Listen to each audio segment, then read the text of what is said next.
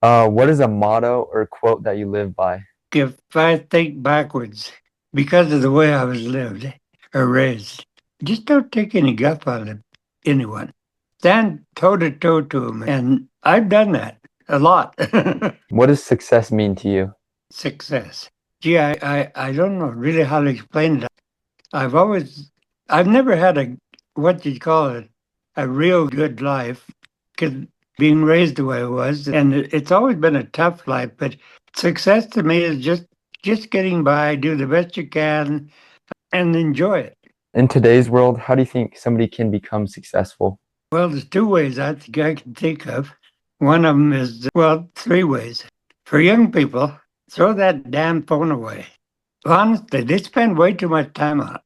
And secondly, take advantage of what comes along and do the best you can with it.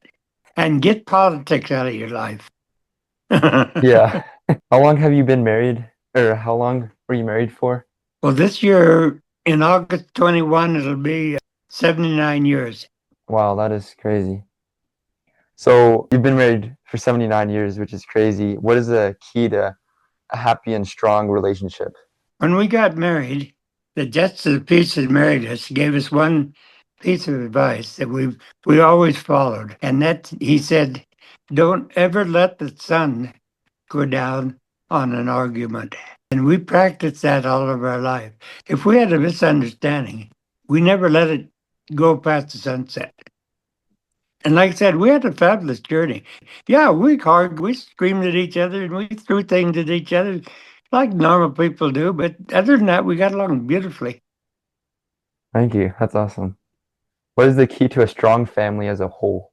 I think, really, when I think about it, and I was quite strict with my kids. One thing my boys at least said, Dad, we're daggone God that you taught us how to work. And I was strict about that. If we worked, they worked. And I taught them what I knew to be able to work. But I think probably was finally realizing that they had their agency too. So Mhm. just let them make their own way. Awesome. What would you say to your younger self? Well, gosh, I'm not sure what I would say to my younger self. I was too late. I was too busy surviving. I'm going to put it that way. Because, like I said, I probably lived with 10 to 12 different families, and it was just a matter of surviving and accepting what was there. So, what would I say to my younger self? Just, just do it and enjoy it. Thank you. What is your biggest regret and what did you learn from it? I think my biggest regret is probably not taking sufficient time to get really closer to my kids. You're young and you're trying to make a living, and the kids are there, but they're just growing up and not neglecting them, but just not, Josephine, you take care of them. So I regret that. I'll be 99 in about 2 weeks. Wow, that's super impressive. What is the key to a long, happy life? I've always said when they ask me that question, and a lot of folks do, I've always said in my life at least, it's living close to Mother Earth. There's something about being out in the fresh air and drinking water out of cow track and just being close to the soil.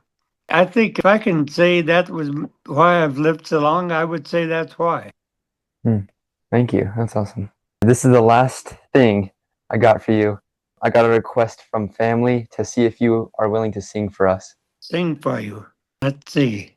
Blue shadows on the trail, blue moon shining through the trees. Hear the lonesome wail from the distance, summer drifting on the evening breeze. Move along, blue shadows, move along. Soon the dawn will come and you'll be on your way.